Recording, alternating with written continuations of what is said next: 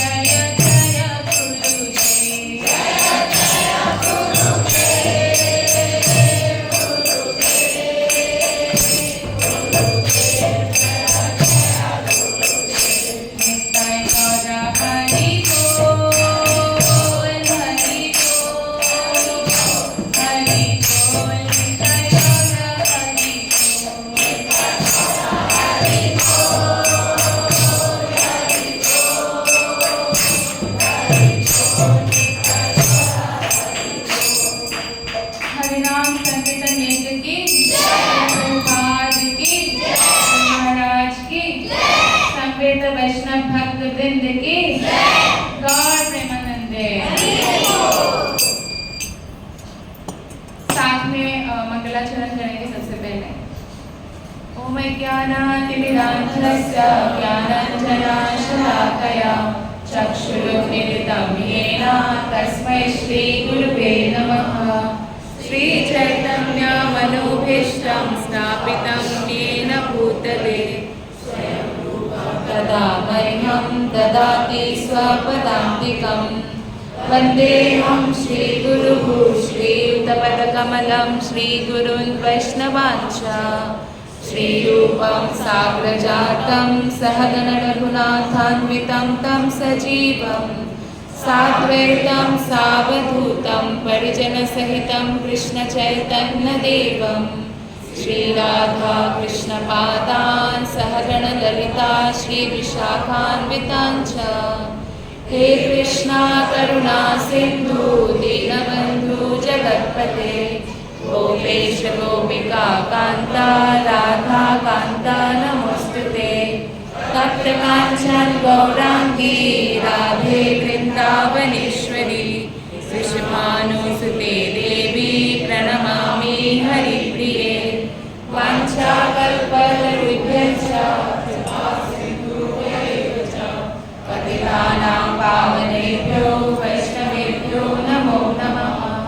जय श्री कृष्ण चैतन्य प्रभु नित्यानंद श्री अद्वैत गदाधर श्रीवासादि गौर भक्तवृंद। हरे कृष्णा कृष्णा कृष्णा हरे हरे हरे राम राम राम हरे हरे। ओम नमो भगवते वासुदेवाय। ओम नमो भगवते वासुदेवाय। ओम नमो भगवते वासुदेवाय। ओम नमो भगवते वासुदेवाय। ओम नमो भगवते वासुदेवाय। ओम नमो भगवते वासुदेवाय। नारायणं नमस्कृत्य नरं चैव नरोत्तमं देवीं सरस्वतीं व्यासं ततो जयमुदीरये। नष्टप्रायेषु अभद्रेषु नित्यं भागवत सेवया भगवतीरुत्तमा श्लोके भक्तिर्भवति नैष्ठिकी। ग्रंथरा श्रीमद्भागवतम की श्रील प्रभुपाद की अनंत कोटि वैष्णव वृंद की। श्लोक नंबर 31 आप लोग मेरे पीछे घबराइएगा। पहले हम अनुवाद से करते हैं। विशोगाः शोक से रहित ब्रह्मा संपत्त्या आध्यात्मिक संपत्ति के अधिकारी होने से संचिन्ना पूर्ण रूप से कटकर द्वैत संशयः द्वैत के संशय से लीन संलग्न प्रकृति भौतिक प्रकृति नैर्गुण्यात् अध्यात्म में रहने से आलिंगत्वात् भौतिक शरीर से विहीन होने के कारण असंभवः जन्म तथा मृत्यु से मुक्त। जो लोग माला जप कर रहे हैं, मेरा रिक्वेस्ट है कथा के समय माला जप ना करें, क्योंकि हम दोनों में ध्यान नहीं दे पाएंगे, इसलिए एक दूसरे के प्रति अपराध हो सकता है। जब कथा सुने माला जप ना करें, और जब माला जप करें तो कुछ भी ना करें, और है ना। विशो ब्रह्म संपत्त्या विशो ब्रह्म संपत्त्या संचिन्ना द्वैत संशयः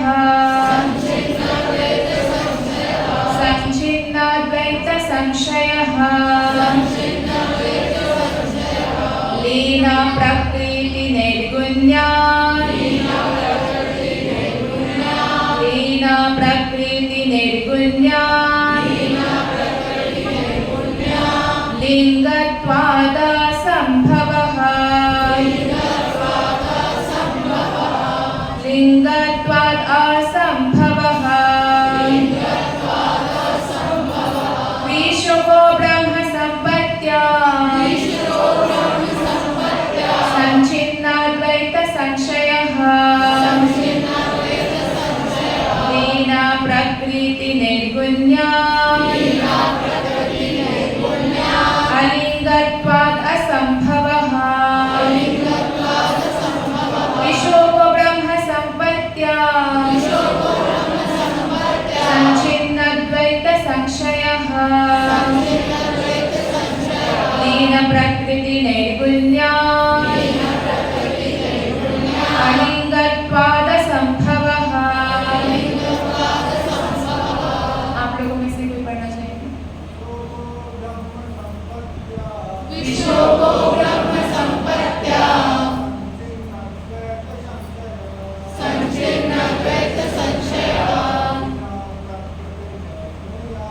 लीन प्रकृति निर्गुण्या अलिंगत्वाद संभवः विशोको ब्रह्म संपत्त्या संचिन्नाद्वैत संशयः लीन प्रकृति निर्गुण्या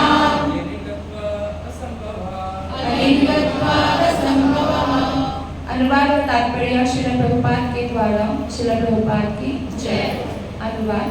आध्यात्मिक संपत्ति से युक्त होने के कारण उसके द्वैत के संशय पूर्ण रूप से छिन्न हो गए। इस प्रकार वो भौतिक प्रकृति के तीनों गुणों से मुक्त होकर अध्यात्म में स्थित हो गया।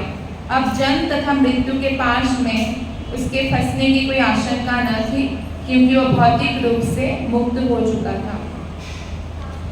तो मेरे पीछे बोलिए, अनुवाद फिर से दोहराते हैं हम। आध्यात्मिक संपत्ति से युक्त होने के कारण उसके द्वैत के संशय पूर्ण रूप से छिन्न हो गए। इस प्रकार वो भौतिक प्रकृति के तीनों गुणों से मुक्त होकर अध्यात्म में स्थित हो गया। अब जन्म तथा मृत्यु के पाश में इसके फंसने की कोई आशंका न थी, क्योंकि वह भौतिक रूप से मुक्त हो चुका था। कौन? किसके बारे में बता रहे हैं? आप लास्ट क्लास में तो थे। अर्जुन। किसके बारे में? लास्ट जो श्लोक है उसका अनुवाद है कि श्री भगवान की लीलाओं तथा कार्यकलापों के कारण तथा उनकी अनुपस्थिति से ऐसा लगा कि अर्जुन श्री भगवान द्वारा दिए गए उपदेशों को भूल गया है, लेकिन वास्तव में ऐसी बात ना थी और वो पुनः अपनी इंद्रिय का स्वामी बन गया। अर्जुन के बारे में करेक्ट आंसर, थैंक यू। तो अर्जुन जो है, जब आप देखिए हमारे ही कोई प्रियजन अगर खो जाए, तात्पर्य को हम लाइन बाय लाइन पढ़ेंगे, इसलिए मैं अभी पढ़ नहीं रही हूँ। तो जब हम लोगों का कोई प्रियजन खो जाते हैं तो हार्ट ब्रोकन हो जाता है ना। कोई भी, किसी का माता बहुत प्रिय है, किसी का पति पत्नी प्रिय है, या किसी का कोई पुत्र पुत्री प्रिय है। आपने देखा होगा आपके आसपास के ऐसे लोग एकदम हार्ट ब्रोकन हो जाते हैं, सुध-बुध नहीं रहता है। तो ऐसा अर्जुन के साथ कैसा हुआ होगा आप सोचिए। अर्जुन कृष्ण के शुद्ध भक्त है और अर्जुन कृष्ण को अपना हृदय का मित्र मानते हैं। कृष्ण से अधिक अर्जुन ने किसी से प्रेम नहीं किया है। ये भक्त का लक्षण है कि वो कृष्ण से अधिक किसी से प्रेम नहीं करते। कृष्ण के लिए जो अनुकूल है उसका तुरंत स्वीकार करते हैं और कृष्ण भक्ति के लिए जो प्रतिकूल है उसको तुरंत त्याग करते। त्याग करने में एक सेकंड नहीं लगाते। भले ही आप सब लोगों में मैक्सिमम तो गृहस्थ ही है, कोई ब्रह्मचारी है यहाँ पे, कोई ब्रह्मचारी है तो आप लोगों में से ब्रह्मचारी है तो हाथ उठाना चाहिए जिसका विवाह नहीं हुआ है। क्यों? क्योंकि एक्चुअली आप लोग ब्रह्मचारी हैं, भले ही नैष्ठिक ब्रह्मचारी ना हो, बाद में विवाह होगा, लेकिन 25 साल तक आप लोग ब्रह्मचारी तो है। तो आप देखिए कि गृहस्थों में भी अगर हमने अपने मन कृष्ण में लगा दिया और कृष्ण के लिए हम कुछ भी, कितना भी हम अटैच्ड है किसी चीज से, त्याग करने के लिए तुरंत रेडी होते हैं, ऐसे भक्त कृष्ण का मन मोह लेते हैं। क्योंकि ये सबसे बड़ा त्याग है कि आपको मान लीजिए किसी का शराब के प्रति बहुत आसक्ति है, लेकिन इसको समझ में आ गया कि कृष्ण भक्ति बहुत इम्पोर्टेंट है और कृष्ण भक्ति में अगर मुझे प्रगति करना है तो मुझे शराब छोड़ना होगा, तो तुरंत त्याग देते हैं। तो कहने का तात्पर्य है त्याग वो है जिसके प्रति हमें आसक्ति है और उसको हम कृष्ण के लिए त्याग रहे हैं। जैसे आप सबने प्याज, लहसुन, मसूर दाल त्यागा ही है, पहले खाते ही थे। कौन नहीं खाते थे? पहले से खाते थे सब लोग। चाय कॉफी किसने नहीं पिया? चाय में निकोटीन होता है, कॉफी में कैफीन होता है, कृष्ण को भोग नहीं लगता। बहुतों को पता नहीं, व्रत के दिन बोलते मैं चाय थोड़ा सा पी लूं बस, व्रत के दिन तो और नशा नहीं करना। विष ही होता है, थोड़ा हो ज्यादा हो रहा है। तो यहाँ पे जो हमारा प्रिय है उसको त्यागने में समय नहीं लगना चाहिए, ठीक है। और चार पाप में से क्या? मांसाहार हो गया, मांसाहार, मांस खाता था कोई, या तमोगुणी आहार, प्याज, लहसुन, मसूर दाल, मैंने एग्जाम्पल दे दिया। नशा हो गया, नशा में शराब और ड्रग्स, ये तो बड़े बड़े नशा है। चाय कॉफी भी नशे में आते हैं क्योंकि इसमें भी है नशा थोड़ा बहुत।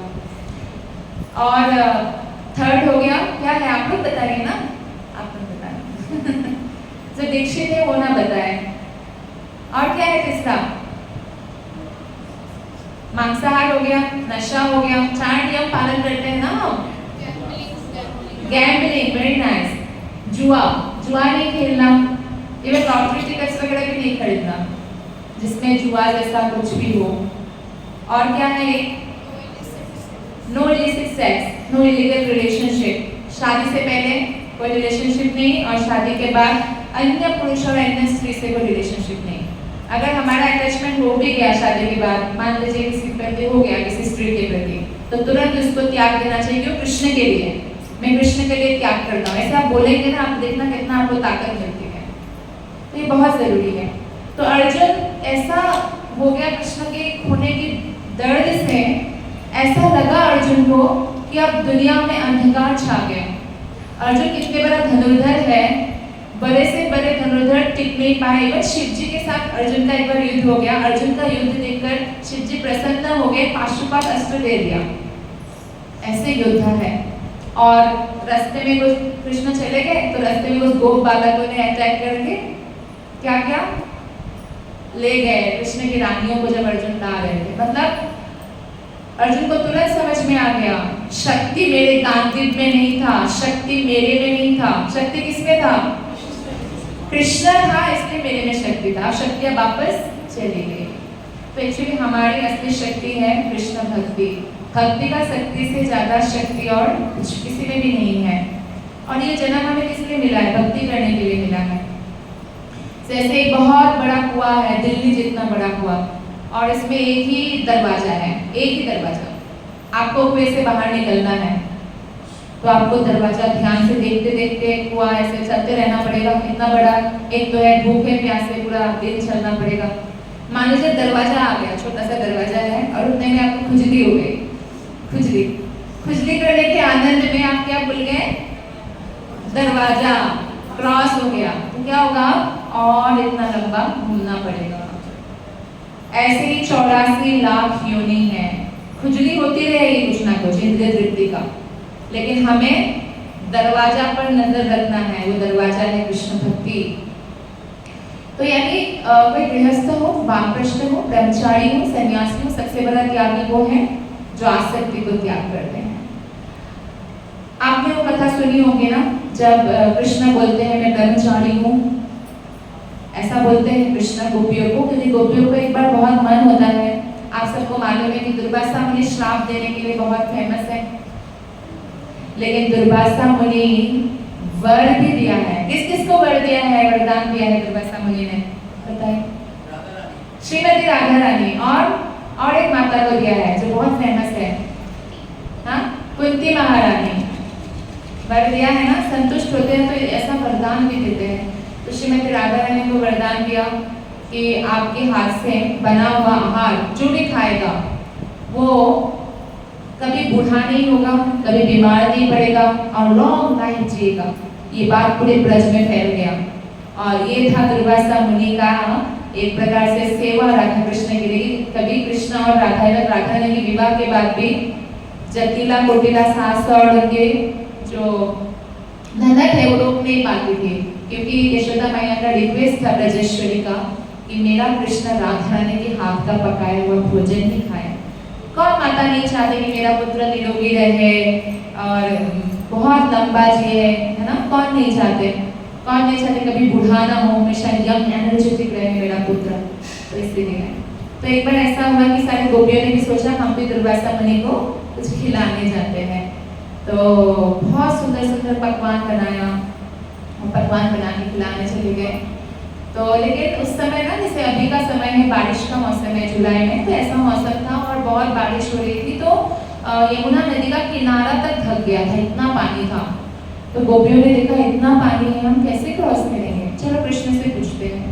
तो कृष्ण के पास गए तो कृष्ण ने क्या कहा कि यमुना देवी से बोलना अगर मैं आजीवन ब्रह्मचारी हूँ तो रास्ता दे दे। तो गोपियाँ इतने जोर से हंसी कि दिन रात तो हमारे साथ रहते हो तो ब्रह्मचारी कैसे हो? कृष्ण ने बोला तुम लोग जाओ और पार करना है नहीं करना है, जाओ बोलो और जाओ। तो लोग चले गए और बोला चलो आजमा के देखते हैं। हे यमुना देवी, कृष्ण अगर आजीवन ब्रह्मचारी है तो हमें रास्ता दे दे। यमुना तुरंत रास्ता दे दी, क्रॉस करके चली गई। दुर्वासा मुनि को बहुत प्रेम से सारा पकवान खिलाया और खिला के बोला मुनिवर, हमने कृष्ण की बात सुनकर तो यमुना देवी ने रास्ता दे दिया, अब जाते वक्त हम कैसे जाएंगे भला? तो दुर्वासा मुनि ने कहा कहना अगर दुर्वासा मुनि निराहार है, आहार ग्रहण नहीं करते, दुर्वासा मुनि का नाम दुर्वासा यानी दुर्वा ग्रास का रस पीते हैं केवल, है ना? तो फिर आहार अगर ग्रहण नहीं करते हो, निराहार होते हैं, तो फिर आप रास्ता दे दो। गोपियाँ सोच रही है ये क्या बात हुई, अभी अभी इतना खाया, इतना पूर्ण तृप्ति के साथ खाया, कुछ भी नहीं बचाया और बोल रहे हैं अगर दुर्वासा मुनि निराहार है तो रास्ता दे दो। ये तो असत्य हो जाएगा। फिर भी दुर्वासा मुनि से कौन वापस पूछने का हिम्मत करे? सोचा जैसा बोले है वैसा ही करते, कृष्ण से पूछेंगे क्या बात है। तो गए और यमुना देवी से कहा कि अगर दुर्वासा मुनि निराहार है तो रास्ता दे दीजिए। यमुना देवी ने रास्ता दे दिया। बहुत ज़्यादा उनको जो है कंफ्यूजन हो गया। ऐसे हमारे भौतिक जगत में हमें भी कंफ्यूजन होता है, कई सारी चीज़ें हमें स्पष्ट नहीं दिखता और हमें लगता है बस मैं ही सही हूँ। नहीं, ऐसा नहीं है। शास्त्र सही है, गुरु सही है, साधु सही है, ये हमेशा हमें याद रखना चाहिए धर्म अधर्म के रास्ते में चलने पर। तो फिर कृष्ण से जाके बोला कृष्ण हम हमारा दिमाग एकदम खराब हो गया है, अभी हमने दुर्वासा मुनि को खिलाया, फिर भी हमने बोला तो यमुना देवी असत्य बात पर, आपका बात भी असत्य था, दुर्वासा मुनि का भी असत्य था, कैसे रास्ता दे दिया? आप हमें एक्सप्लेन कीजिए। तो कृष्ण ने बोला देखो, मैं भले ही दिन रात अनंत गोपियों के साथ विहार करता हूँ, लेकिन मैं किसी के प्रति मन से आसक्त नहीं हूँ, है ना? और दुर्वासा मुनि भले ही पूर्ण तृप्ति के साथ पकवान, मिठाई, खीर सब खाया, लेकिन वो उसके स्वाद के प्रति आसक्त नहीं है। तो जो आसक्त नहीं है वो पूर्ण वैरागी है। आप समझ रहे हैं? इसका मतलब ये नहीं कृष्ण की तरह अच्छा हम भी 10-15 गर्लफ्रेंड रख लें, आसक्ति नहीं रखेंगे तो वैरागी हो गए। नहीं, हम कृष्ण नहीं हैं, हम भगवान नहीं हैं, भगवान को अनुकरण नहीं कर सकते हैं, भगवान की बात को हम फॉलो कर सकते हैं। ये बताया गया है कि शास्त्र क्या अपने एक पत्नी के साथ अगर रहते हैं और दूसरों की पत्नियों को माता ज्ञान करते हैं तो आप भी गृहस्थ ब्रह्मचारी हैं, आप भी पवित्र हैं। तो उस जगह पे हमें ऐसा करना चाहिए कि पत्नी के प्रति हर कर्तव्य का पालन करें। जैसे कृष्ण ने कृष्ण को कभी कभी लोग हैंडबैग हस्बैंड भी बोलते हैं, क्योंकि कृष्ण ने अपनी पत्नियों से इतना ध्यान रखा, इतना केयर किया कि सत्यभामा के लिए इंद्र से लड़ने चले गए पारिजात वृक्ष के लिए, और समस्त पत्नियों को 10 पुत्र 1 पुत्री दिया, एक महल दिया, सरोवर दिया, सब कुछ फैसिलिटीज इक्वली डिवाइडेड। हम लोग और ऊपर से 16,108 रूप धारण किया, हम लोग नहीं कर सकते ना, तो ऐसा नहीं, लेकिन हम जहाँ भी है उसके प्रति आसक्ति ना हो हमें। यानी हम प्रसाद, जैसे आज अभी कथा के बाद प्रसाद मिलेगा, मान लीजिए नमक थोड़ा ज़्यादा है, सब लोगों में होता है, कभी नमक ज़्यादा डाल सकते हैं, कभी कम हो सकता है, तो जब कृष्ण ने खा लिया, हमें उसको प्रसाद के रूप में स्वीकार करके खाना चाहिए, तो हम आसक्ति से मुक्त हो गए हैं। लेकिन जीभार लालच से जय इति उति धाय, जीभ के लालच में जो इधर उधर भागता है, अरे वहाँ कथा करके जाए कि अब बढ़िया सब्जी, बढ़िया प्रसाद मिलेगा, बढ़िया मिठाई, 5 प्रकार के मिठाई देंगे, वो नहीं बच सकता। वो अगर ब्रह्मचारी भी है ना 50 साल से भी, तो भी उसका पतन होगा, ठीक है। और अगर जो ब्रह्मचारी स्त्रियों के साथ मुक्त संग से विचलन करेंगे, बातचीत करेंगे, उसका भी पतन होगा। सन्यासी हो, ब्रह्मचारी हो, गृहस्थ हो, पत्नी है लेकिन दूसरी स्त्रियों के साथ भी बहुत मिलना जुलना, फोन पे बात करना, पतन होगा ही होगा। तो हमें इससे बचना चाहिए, है ना। तो ये आसक्ति की हम बात कर रहे थे। अर्जुन के बारे में बोल रहे हैं कि अर्जुन आध्यात्मिक शक्ति संपत्ति से युक्त है। क्या है आध्यात्मिक संपत्ति? भक्ति आध्यात्मिक संपत्ति है। आपने जो आज सुबह 16 माला किया, वो आपका आध्यात्मिक संपत्ति है। क्या आध्यात्मिक संपत्ति कोई छुड़ा सकते हैं?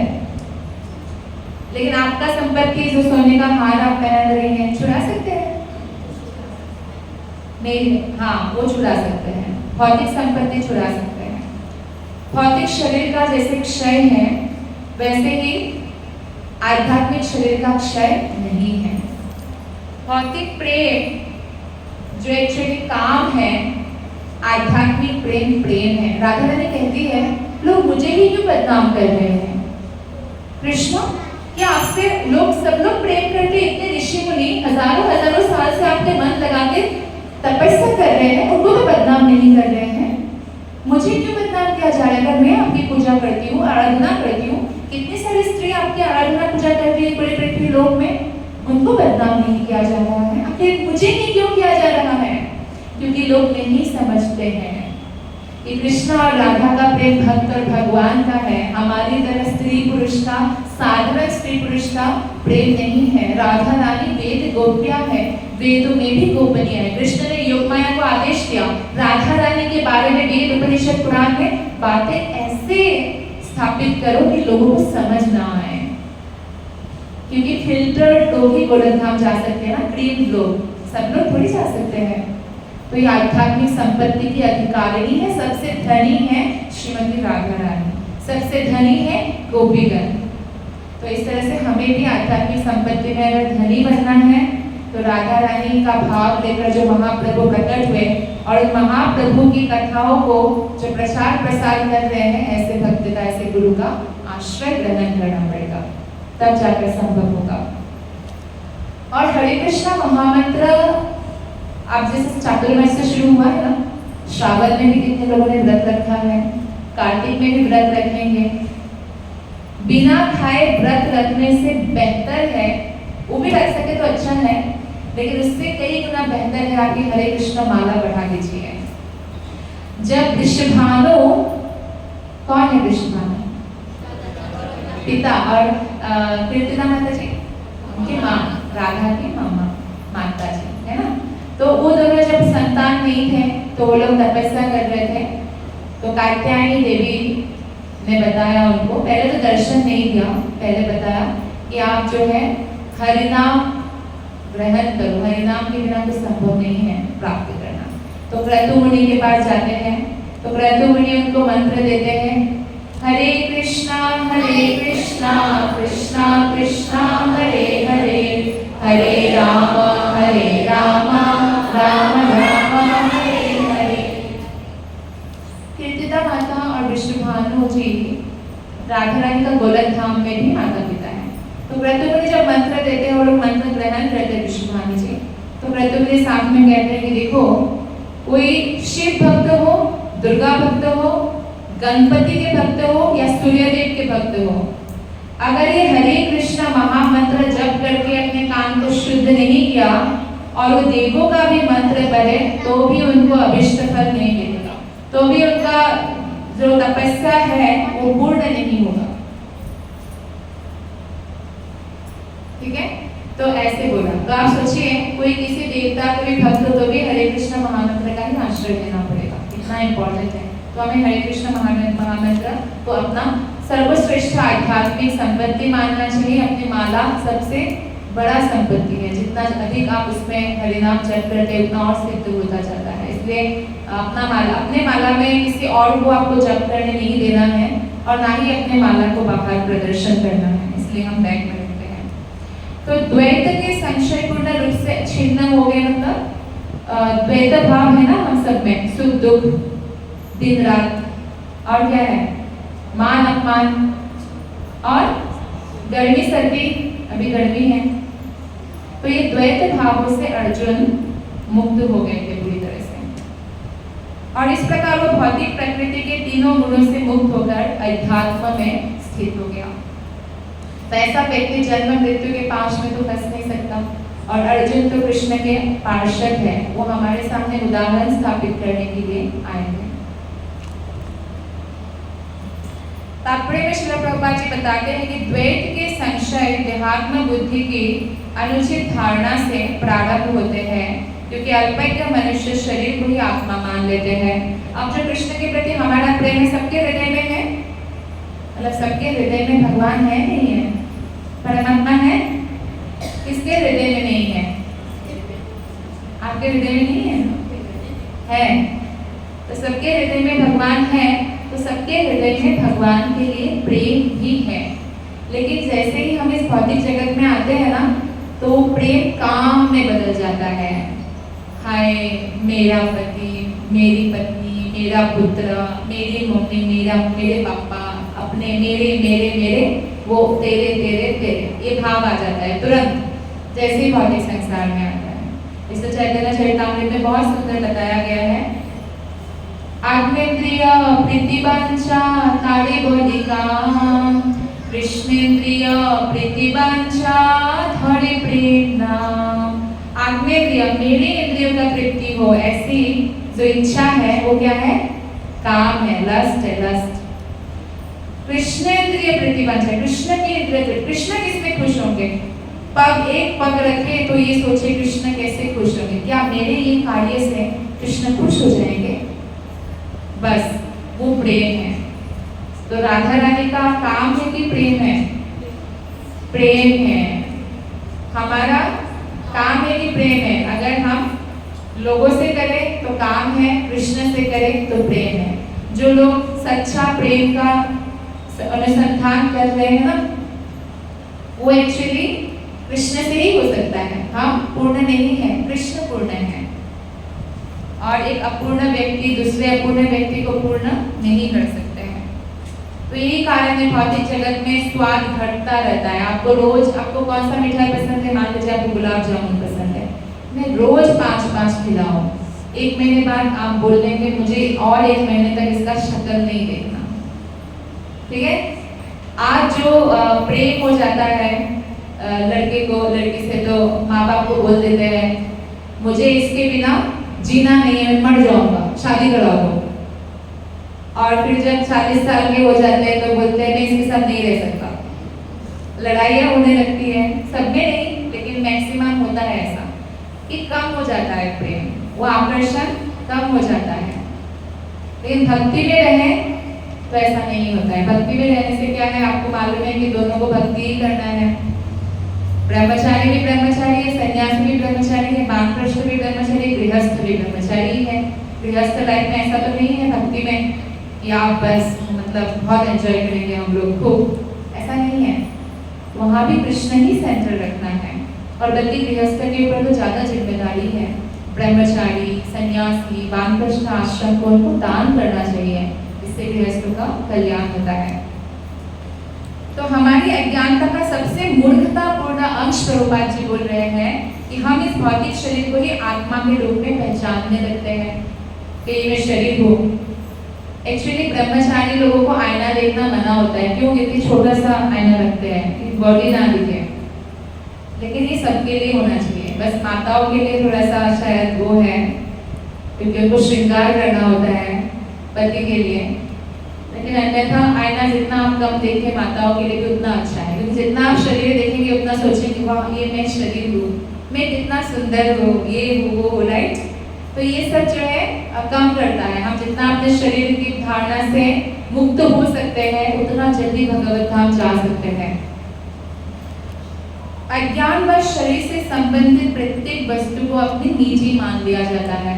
आप देखिए जनक राजा का उदाहरण कृष्ण ने भगवत गीता में दिया है, जो ससुर थे राम जी का। क्यों? क्योंकि जनक राजा अनासक्त थे, कोई आसक्ति नहीं थी उनका। पता चलता है कि जब एक साधु उनसे मिलने आए और भगवत कथा कर रहे तो भगवत कथा में खो गए। ऐसे खो गए कि सेना आके बोला कि राजा आपके जो है कोषागार में आग लग गई। अच्छा ठीक है, कथा सुन रहे, कथा कर रहे। अच्छा आपके अस्त्र शस्त्र भी सब जल गया। अस्त्र शस्त्र मतलब सेना, मतलब दूसरे राज्य आक्रमण कर सकते हैं, कोई चिंता नहीं, ठीक है। फिर बोला आपके महल में भी आग लग रही है। राजा लेकिन फिर भी मग्न है कथा में। वो साधु बोलते, साधु अपना लंगोटी और कमंडलू उठा के बचा के भागे वहां से। मतलब साधु आसक्त थे लेकिन राजा आसक्त नहीं थे। तो कहने का मतलब है कि अम्बरीश राजा, युधिष्ठिर महाराज, ध्रुव महाराज, प्रहलाद महाराज जैसे अगर हम बन जाए तो कृष्ण हमसे कुछ नहीं छीनने वाले हैं। लोग बोलते हैं ना कृष्ण भक्ति बंद करो, कृष्ण छीन लेते हैं सब लोग। कृष्ण सिर्फ आसक्ति छीनते हैं, और अगर हमारे किसी चीज के प्रति आसक्ति है वो इसलिए छीनते हैं, जैसे माता पिता बच्चों से पैसा छीन लेते हैं ना, पॉकेट मनी दे रहे हैं रोज 100 रुपया कि जूस पी लेना बेटा ब्रेक में, सिगरेट पी रहा है, देगी क्या मम्मी? नहीं देगी ना। तो कृष्ण भी ऐसा करते, जो नालायक है उनसे छीनते हैं, और भक्त तो अपनी इच्छा से छोड़ देते हैं। सनातन गोस्वामी, रूप गोस्वामी कितने बड़े मंत्री थे, सब कुछ छोड़ दिया, धन भी बांट दिया, फकीर बन गए। फकीर मतलब साधु बन गए। दिखने में लेकिन फकीर लगते थे पहले, क्योंकि मुस्लिम राजा के अंदर वो सेवा कर रहे थे। तो भक्त अपने आप छोड़ देते हैं। मैं और मेरा की भ्रांत धारणा से उत्पन्न जो संशय है उससे मुक्त होने के लिए। जैसे हम जानते हैं कि हमारे गुरु महाराज अमेरिका से डिग्री इंजीनियरिंग मास्टर डिग्री हासिल किया, जैसे ही प्रभुपाद से मिले सर्टिफिकेट को कचरे के डिब्बे में फेंक दिया। ये कौन करता है? आप करोगे? इतना डिग्री आपने लिया और भी अमेरिका जैसी बहुत बढ़िया यूनिवर्सिटी से कौन डिग्री फेंकते? भले ही वैरागी भी बन जाए, मुझे लगता है कोई फेंकेगा। फेंक दिया तो किसी ने पूछा, गुरु माता ने पूछा कि इसे फेंकना क्यों है? रख कर भी तो कर सकते हैं। नहीं, फिर मेरा मन ना करे कि मैं भौतिक जगत में फिर वापस जाऊं। आप समझ में आया? मतलब क्या सरेंडर है, इसीलिए तो इतने महान है। तो हमारा, लेकिन हमें अनुकरण नहीं करना कि हम भी अनुकरण कर लेते हैं, ये कर लेते, लेकिन फ्रस्ट्रेशन में चले जाएंगे क्योंकि मैच्योरिटी है नहीं, अभी सरेंडर है नहीं। तो सरेंडर के हिसाब से करें तो अच्छा रहेगा। तो आइए आगे देखते हैं क्या बोलते प्रभुपाद जी। भगवत गीता के उपदेशों को आत्मसात करने से मनुष्य निश्चित रूप से ऐसे मोह से छुटकारा पा सकता है। आप में से कौन लोग हैं जो रोज भले ही थोड़ी देर पढ़े पर भगवत गीता रोज पढ़ते हैं? जेन्युइनली हाथ उठाया, थैंक यू। ऐसे हाथ उठाना नहीं, ऐसे उठाया। और कौन लोग हैं जो कम से कम हफ्ते में 2 बार पढ़ते हैं? ओके, हफ्ते में 1 बार पढ़ते हैं, महीने में 1 बार पढ़ते हैं? बताइए, सब हाथ फिर भी नहीं उठा। साल में 1 बार पढ़ते हैं? अच्छा ठीक है, हफ्ते में 1 बार श्रवण करते हैं, भगवत गीता क्लास अटेंड करते हैं,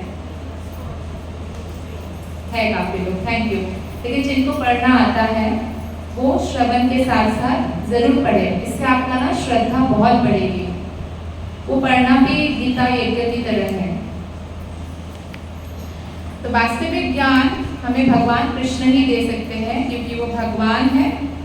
जो ही अर्जुन ने श्रीमद् भागवत गीता के उपदेशों को ग्रहण किया, जिसमें वो दक्ष था, त्यों ही उसके शाश्वत सखा भगवान कृष्ण के संबंध में उसका भौतिक बोध मिट गया। तुरंत बोला ना कृष्ण से कि Krishna I am very sorry, कभी कभी आपको सखा मानकर मैंने कैसे भी बात किया, मजाक किया, आप तो भगवान हैं। तो मोह मिट जाता है हमारे हृदय से। वो अनुभव कर सका कि उसके मित्र भगवान श्री कृष्ण विभिन्न अद्वैत शक्तियों में अपनी दिव्य उपस्थिति के कारण अब भी उसके समक्ष उपस्थित थे।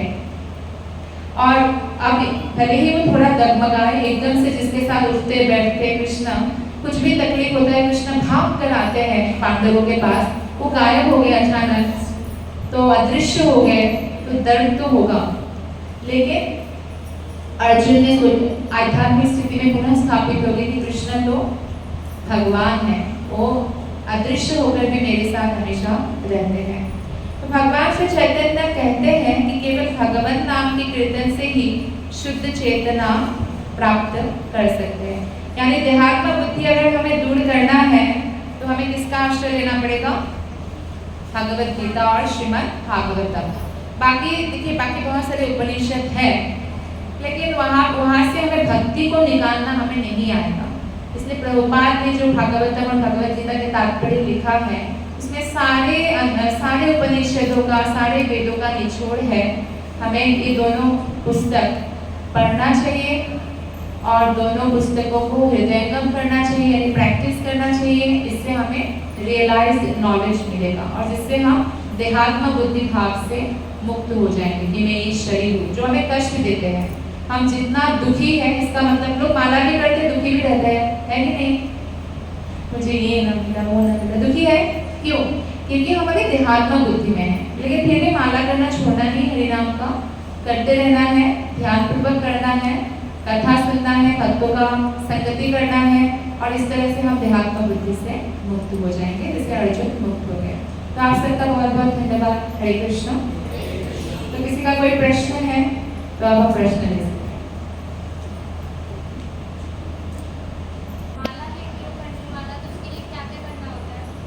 कंठी माला के लिए क्या क्या करना है, बहुत अच्छा प्रश्न है। देखिए, शास्त्रों के हिसाब से अगर मैं जाऊं तो कंठी माला लेने का अधिकार हर एक मनुष्य को है, कोई नियम नहीं है।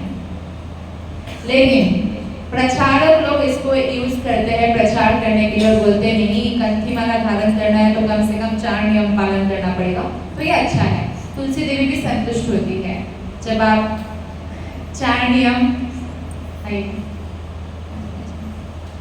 तो आप 4 नियम जब पालन करते हैं तो इसलिए हमें, अब देखिए तुलसी महाराज तो कृष्ण के भक्त हैं ना, तो मांस नहीं खाए, नशा ना करे, जुआ ना खेले, अवैध यौन संबंध ना करे तुलसी माला धारण करके, तो ये बेस्ट है। और आप भक्ति में बहुत जल्दी प्रगति करते हैं। और कुछ माला करे हरिनाम, हरे कृष्ण महामंत्र का, ठीक है? आपको उत्तर मिल गया है? और किसी का कोई प्रश्न है? यस, हाँ, फिर से बोलिए। हाँ, बहुत सुंदर प्रश्न है कि अगर राधा रानी भक्त है तो सब राधा का जप क्यों नहीं करते हैं, कृष्ण का क्यों जप करते हैं? राधा किसका जप करती है दिन रात? राधा रानी भक्त है और हम क्या है? भगवान है, भक्त है। तब राधा कृष्ण कृष्ण कर रहे हैं तो राधा रानी यही तो सिखा रही है कि आप कृष्ण कृष्ण करो। अब जैसे श्रावण का महीना है, भगवान शिव जी कौन सा मंत्र का जप करते हैं? महामंत्र का ही जप करते हैं। जब वो महामंत्र का जप कर रहे हैं, वो वैष्णवों में सर्वश्रेष्ठ है। और पद्म पुराण में दुर्गा देवी के माध्यम से हमें कितना सारा मैसेज दिया, आराधनानां सर्वेषां विष्णु आराधनां परम तस्मात् परतरं देवी तदीयानां समर्चनम। हे दुर्गा देवी को बोलते हैं पार्वती, सभी आराधनाओं में श्रेष्ठ है भगवान विष्णु की आराधना, और उनकी आराधना से श्रेष्ठ है उनके तदिया, जो उनसे रिलेटेड है, तुलसी महारानी, यमुना, वृंदावन, भक्त, क्योंकि कृष्ण प्रसन्न होते हैं, राइट? तो जब शिव जी बोल रहे हैं तो हम भगवान की आराधना क्यों नहीं कर रहे? भगवान, आप जितना शिव जी की आराधना करेंगे, हनुमान जी के सामने हनुमान की आराधना करेंगे, लेकिन हनुमान के सामने राम नाम का जप करेंगे, किससे प्रसन्न होंगे? ऐसे ही भगवान शिव के सामने भी जाइए तो आप हरे हरे कृष्ण महामंत्र का जप कीजिए, वो इतने प्रसन्न होंगे, आप जितना जल डालिए 10,000 नदियों का, उससे उतना प्रसन्न नहीं होंगे जितना हरे नाम जप से प्रसन्न होंगे, जैसे हनुमान जी प्रसन्न होते हैं। तो ऐसे ही श्रीमती राधा रानी है, हम श्रीमती राधा रानी को भी प्रसन्न करना चाहते हैं इसलिए, क्योंकि राधा रानी की कृपा के बिना हमें कृष्ण नहीं मिलने वाले। तो राधा रानी को प्रसन्न करने के लिए ही हम हरे कृष्ण महामंत्र जप कर रहे हैं, क्योंकि आपको मालूम है राधा रानी का किसने दर्शन करना चाहा? तो भक्त ने बताया राधा रानी का अकेले दर्शन करने से कुछ नहीं होगा, राधा रानी का कृष्ण के साथ दर्शन करो, तब देखो रौनक राधा रानी में। एक सिद्धा स्थल था जहाँ पे एक बार फिर से राधा कृष्ण और समस्त उनका मिलने का हुआ था, मकर संक्रांति का कुछ ऐसा समय था, हाँ ऐसा कुछ था। तो पूरा सिद्ध स्थल जो है स्वर्णिम आभा से आलोकित हो गए। तो सबने कृष्ण से पूछा ये क्या हुआ? यादवगण भी आए हुए थे। तो कृष्ण ने बोला ये राधा रानी का रूप सौंदर्य इतना है ना, मेरे को जैसे देखा तुरंत आभा प्रकट हो गई, पूरा एकदम गोल्डन गोल्डन लग रहा है पूरा जगह, यू नो। तो राधा रानी जब कृष्ण का नाम लेते हैं ना, राधा रानी एकदम असली राधा रानी बन जाती है, क्योंकि राधा रानी महाभाव स्वरूपा है। तो इसीलिए आपको कृष्ण का नाम लेना चाहिए राधा रानी को प्रसन्न करने के लिए। आपको प्रश्न का उत्तर मिला? धन्यवाद। और किसी का प्रश्न है? यस प्रभु। वैदिक हैबिट्स, रीडिंग, ओके, बहुत अच्छा प्रश्न पूछा आपने। तो रीडिंग हैबिट डेवलप करने के लिए देखिए आजकल हमें मोबाइल देखने की बहुत वो है, तो मोबाइल में आप एक डिजिटल मतलब उससे सॉफ्ट कॉपी आप रख लीजिए एक बुक का, जो बुक आप पढ़ना चाहते स्पिरिचुअल। और जब आपको व्हाट्सएप देखने का, वीडियो देखने का मन करे तो आप मन को कंट्रोल करके उसी बुक को पढ़िए। मैं 2 पैराग्राफ पढ़ूंगा फिर देखूंगा जो देखना है, ऐसे तो आप देखना आपका रीडिंग हैबिट डेवलप होगा। लेकिन सबसे बेस्ट रीडिंग हैबिट जिसमें आपको रियलाइजेशन होगा वो यह है कि मोबाइल को साइलेंट कर लीजिए, दूसरे रूम में रख के जो बुक है भागवतम उठा लीजिए, एक रूम में बैठ जाइए और भागवतम पढ़िए, खो जाइए उसमें। तो आप देखिए कि आपका हृदय में रियलाइजेशन होगा। कभी कभी आपको रोने का मन करेगा, कभी आप भाव में आ जाएंगे थोड़ा सा। तो इस तरह से आपको ज़्यादा लाभ मिलेगा अगर आप पूरी तरह कंसंट्रेशन सिस्टम में भागवत और भगवत गीता का अध्ययन करें। Thank you. आपको उत्तर मिला? और किसी का कोई प्रश्न है?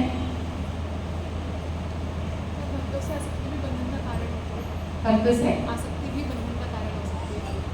भक्तों से आसक्ति भी क्या बंधन का कारण हो सकती है? ये प्रश्न पूछा माता जी ने, गोपीनाथ प्रिया माता जी ने।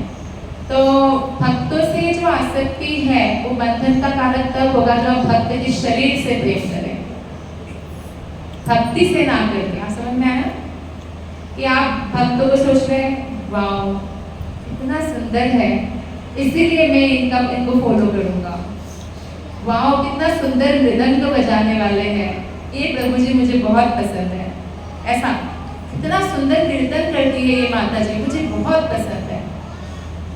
आप उनका भक्ति देखिए, आप ये देखेंगे जैसे राधा रानी के बारे में कृष्ण कहते हैं गोपियों के बारे में कि वो लोग अपने शरीर को साफ इसलिए रखते हैं, सजाते इसलिए है कि वो लोग समझते हैं ये शरीर कृष्ण की संपत्ति है, मुझे साफ रखना है, मैं तो दासी हूँ। जैसे ये मंदिर है, आप सोचे मैं दास हूँ, मुझे साफ रखना है, मंदिर तो कृष्ण का है, तो ये हमारा शरीर के कृष्ण का नहीं है, इसलिए हमें इस शरीर को साफ रखना है, तिलक लगाना है, श्रृंगार करना है, वैष्णव जैसा मेकअप करना नहीं है हीरोइन की तरह, इससे और पुरुष आकर्षित होंगे, तो ये करना है हमें। तो हम भक्ति से आकर्षित हो कि अच्छा ये भक्त इतना सुंदर धोती कुर्ता पहनते हैं इसलिए, क्योंकि कृष्ण को वो करने के लिए इतना सुंदर कीर्तन करते, उन्होंने कितना मेहनत किया होगा कृष्ण को प्रसन्न करने के लिए, मैं भाव से कीर्तन करूँ, भक्ति देखिए। लेकिन नहीं तो आसक्ति क्या हो जाएगा, बंधन का कारण हो जाएगा। तो बहुत बहुत धन्यवाद आप सबका। ग्रंथराज श्रीमद् भागवतम की, प्रभुपाद की, गुरु महाराज की, आप सभी समवेत वैष्णव भक्त वृंद की, और गुरु महाराज, और गुरु महाराज, और गुरु महाराज। हरे कृष्ण।